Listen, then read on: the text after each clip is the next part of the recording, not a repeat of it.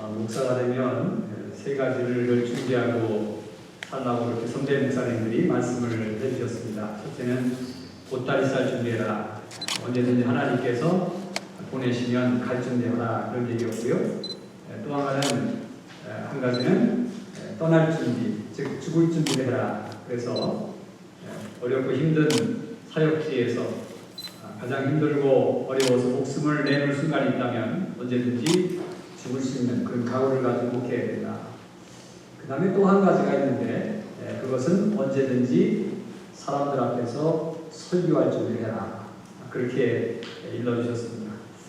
제가 목회를 하면서 선대 목사님들의 말씀이 진짜 적용이 잘 되는 정말 살아있는 권면들이었구나 하는 것을 제가 깨닫게 삽니다. 오늘도 그냥 우리 박진수 목사님 축하해 주려고 하는데 우리 아버님 목사님 축사를 해주세요. 갑자기 부탁을 하셨어요.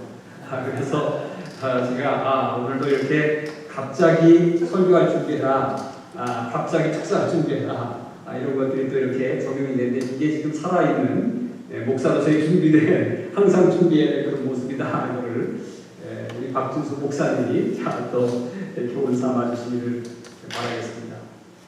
어떻게 축복할까, 어떻게 축사할까? 제가 평상시에 느낀 거 가지고 우리 박 목사님 축복하고 싶은 그런 마음을 가지고 한 세 가지 정도 요약을 하자면 이 목사가 된다고 하는 것은 special grace, 특별한 은혜가 있다. 그렇게 생각이 됩니다. 사도 바울은 제자 디모데에게 편지를 쓰면서 직분에 대해서 그렇게 얘기했습니다. 예수 우리 주께 내가 감사함은 나를 충성되이 여겨 내게 직분을 맡기시니 그렇게 말씀해 주셨습니다. 내게 충성되게 여겨서 나를 충성되게 여겨서 나에게 직분을 주셨다. 사실은 평신도들이 어떤 면에서 더 충성된 분이 많은 것 같아요. 저보다 훨씬 충성되게 주의 사명을 감당하는 분들이 많은 것 같아요. 그럼에도 불구하고 스피리추얼 리더십으로 우리를 세워주는 것은 하나님께서 특별한 계획을 가지고 먼저 우리를 콜링하셨다, 불러주셨다라고 하는 것입니다. 그런 측면에서 우리들은 그냥 사는 인생이 아니라 하나님의 특별한 스페셜 그레이스, 특별한 은총을 받아서 세움받는 그런 사람이다 라고 하는 것을 우리는 항상 인식을 하면서 축복받는 자로서 아름답게 하나님의 사명을 감당해 내야 될 줄로 믿습니다. 복받은 자요, 축복받은 자요 라고 하는 복받은 자로서 축하를 드립니다. 두 번째는 continuing grace, 연속적인 그런 은혜가 있음에 축하를 드립니다. 사실은 아버지가 목사님이고 그 아버님의 뒤를 이어서 목사가 또 된다라고 하는 것은 사실은 쉬운 일이 아닙니다. 저도 목회를 30년 이상 해왔지만 목회일이라고 하는 게 그렇게 쉬운 일이 아니지 않습니까? 욕은 욕대로 다 얻어먹고 그리고 배반당하고 또 정말 상처가 어떤 누구보다 많은 그런 삶을 살아가는 사람들이 목회자입니다. 그 길을 인간적으로 생각할 때 가고 싶은 사람들은 별로 없습니다. 그런데 우리 박준수 목사님은 옆에서 아버님과 함께 생활해 오면서 아버님이 힘들게 목회하는 거 다 봤으리라고 이렇게 생각이 됩니다. 그럼에도 불구하고 이렇게 목회자의 길을 가겠다고 결단하는 것은 이것은 하나님의 또 다른 은혜다. 그렇게 생각이 됩니다. 그래서 일단은 아버지의 뒤를 이어서 이렇게 목사가 되고 목회 일을 가게 된 것, 이것에 대해서 축하를 드리지 않을 수 없어요. 이 컨티뉴잉 그레이스, 하나님의 은혜가 아버지 때로부터 선조 때로부터 이렇게 흐르고 있다라고 하는 것을 깨닫게 됨에 축하를 드리고 감사를 드립니다. 또한 이것은 그저 가문에 흐르고 있는 은혜뿐 아니라 이 세대에 흐르고 있는 은혜가 있다라고 하는 것을 생각할 때 축하하지 않을 수 없습니다. 사실 지금 우리 세대에는 1.5세, 2세 목회자들이 굉장히 힘이 듭니다. 없습니다. 각 교회들마다 우리 1.5세, 2세 목회자들 모시려고 굉장히 힘듭니다. 저희 교회도 아주 힘들게 우리 박진수 전도사님, 박진수 이제 목사님을 모셔서 이렇게 사역을 함께 하고 있습니다. 얼마나 귀한지 모르겠습니다. 이런 분들이 이렇게 목사 안수를 받아서 정말 일선에서 뛴다고 하는 것을 생각할 때 너무나 감사하고 이것은 우리가 축하해야 될 일이고 그리고 하나님께서 계속해서 참으로 은혜를 주실 줄로 믿고 축하를 드립니다. 그리고 끝으로 한 가지는요,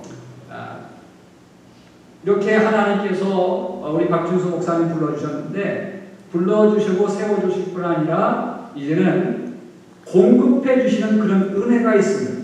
즉 supporting grace, 하나님께서 공급해 주시는 그런 은혜가 있음을 믿고 축하를 드립니다. 하나님은요 세우시고 그리고 일꾼으로 만들었을 때는 그냥 만들지 않으시더라고요. 여러 가지 연단과 훈련과 또 시련을 통과하시면서 만들어 가시는데, 그런데 하나님은 그냥 홀로 그 길을 가게 하지 않으세요. 홀로 일하게 하지 않으세요. 하나님께서 주셔서 일하게 하신 줄로 믿습니다. 주셔서 일하게 하시는 거예요. 하나님께서 모세를 세우셨을 때 그저 너 혼자 가서 애굽에 가서 이스라엘 백성들 꺼내오라고 이렇게 말씀하지 않으셨어요. 지팡이를 주시면서 그 지팡이를 가지고 하나님의 능력을 행하면서 일하도록 서포팅하셨어요. 하나님께서 앞에서 이끌어 주셨고 뒤에서 서포팅하셨고 그리고 옆에서 이렇게 함께 동행해 주시면서 그 사명을 완수하도록 그렇게 만들어 주셨습니다.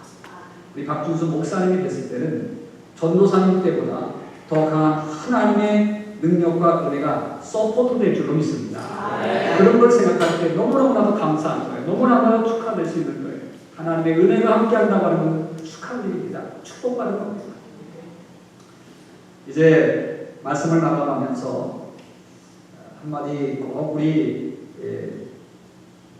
박 목사님에게 드리고 싶은 말씀은 1919년 3월 1일 대한민국에는 독립운동이라고 하는, 즉 3.1운동이라고 하는 그런 역사적인 사건이 있었습니다.